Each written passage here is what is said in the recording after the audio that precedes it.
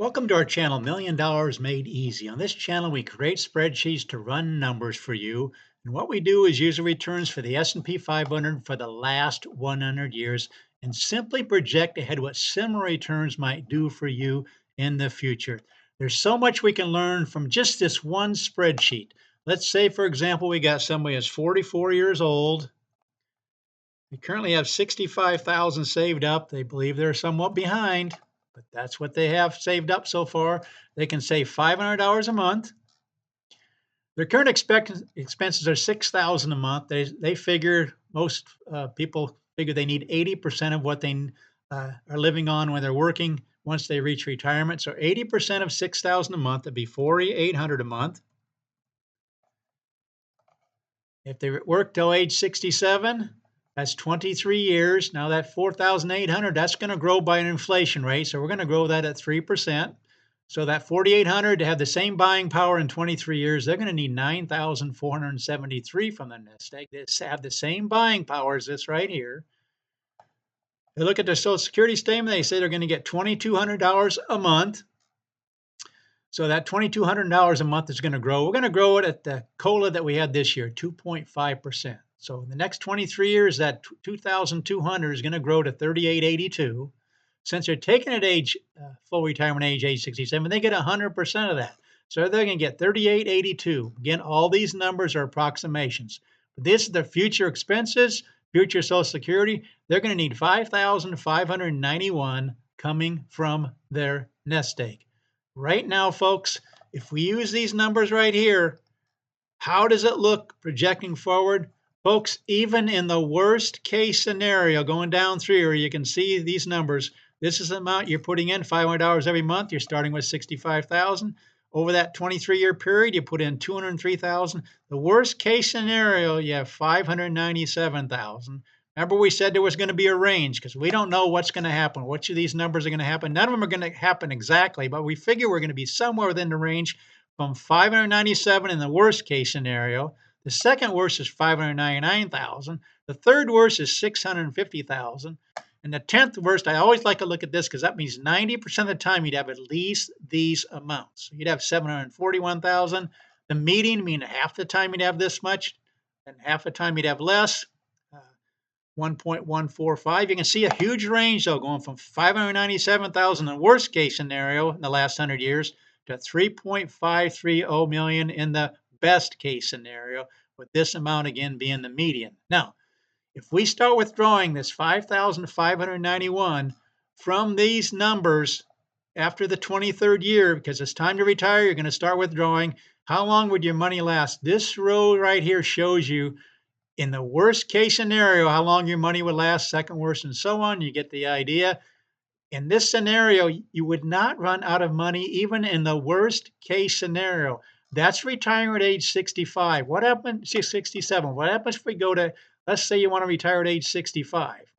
Now we're down to 21 years, but not only do we we have 21 years instead of 23 years for this to snowball, to compound, but you're also getting less from Social Security. You're only getting 86.7%.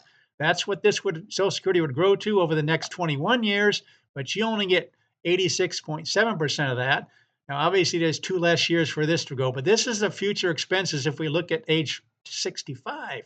So you'd have expenses of 89.29. Social Security would grow to 32.04. You'd need 5,726 coming from your nest egg. In this case, you're going to run out of money in 16 years.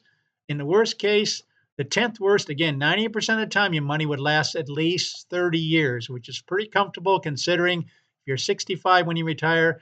This will get you then age 95, 90% of the time.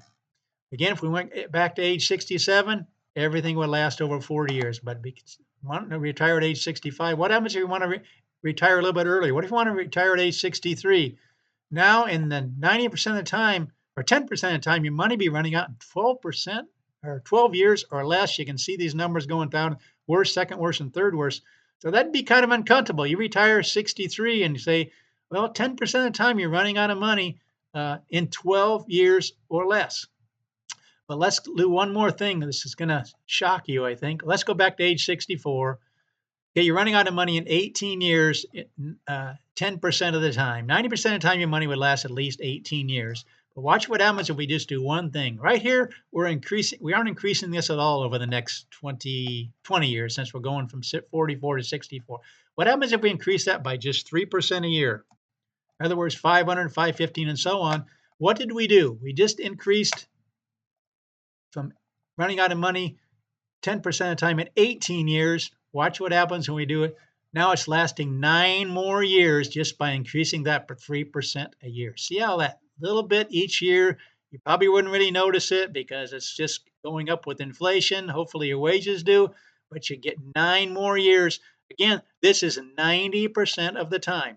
Again, if we took the worst case scenario, which would be numbers from 1955, you'd be out of money because you'd be out of money in 15 years because you're starting to take this 5,785 out of that money that you have here. So you'd be out of money in 15 years. Why was 1955 a problem? Again, because if you go 1955 and go 20 years out, what do you hit? You hit these 2 down years. So it knocked it down. But notice how nicely it came back just a year and 2 years later. That's why the numbers went back up. If we look at 1955 numbers, it went back up. But anyway, that's what we do on this channel. We just love running numbers for people to give them some kind of idea of where they might be in the future. But you can see how important Social Security is and when you start taking it. Again, you need some time for this to compound. It really helps you if you have 25 or 30 years. But in this case, we look at somebody, if they wanted to take Social Security at 64, they'd have 20 years for these numbers to compound. And that's when they would get 80% of what they would get if they waited till age 67. But folks, we run numbers for people. That's what we love doing. We love creating spreadsheets to showing you all these kind of observations here. This was just a quick overview of what might happen, just to see, just to show you the kind of numbers that we can do on this channel. These spreadsheets, there's so much we can cover on each one of them. I don't have time to go through them in any one video, so please check some of the other videos and you'll see so many amazing numbers that can really help you in your financial planning. Again, I'm not a financial planner, I'm just a numbers guy, but when I see these numbers, I go, people have got to see these numbers. So again, please subscribe, please share this channel with others, please like the video, and thanks for watching.